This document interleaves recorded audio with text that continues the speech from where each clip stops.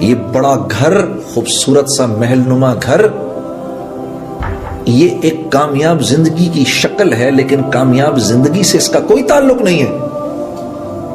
یہ بڑی سی گاڑی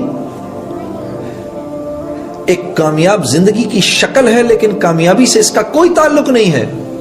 یہ مال ایک کامیاب زندگی کی شکل ہے، صرف کامیابی سے اس کا کوئی تعلق نہیں ہے۔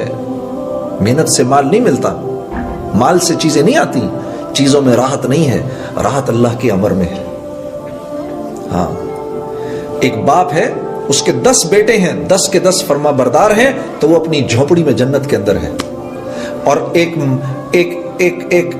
آدمی ہے، اس کی ایک بیٹی ہے لیکن ناگن ہے، تو وہ محل کے اندر دوزخ کے اندر ہے۔ یہ ٹورانٹو کا شہر ہے۔ اسی ٹورانٹو کے شہر کے اندر مجھے آج بھی یاد ہے 1992 کی وہ قصہ، وہ آج بھی میری آنکھوں کے سامنے گھوم رہا ہے۔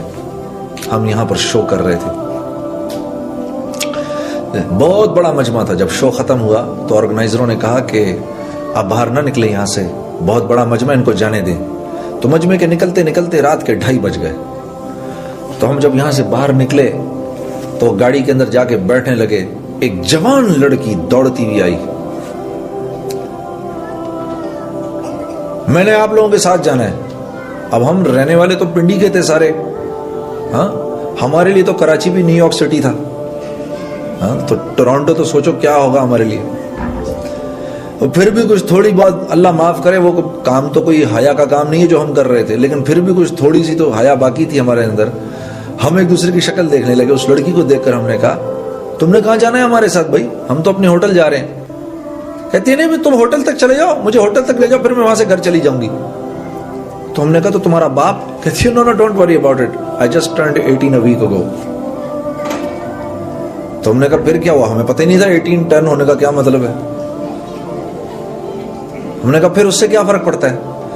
کہا وہ کہنے لگی last week when I turned 18 I went to the night club, I came back at 4:30 in the morning, my father didn't open up the door, I just called the police, so there's no problem۔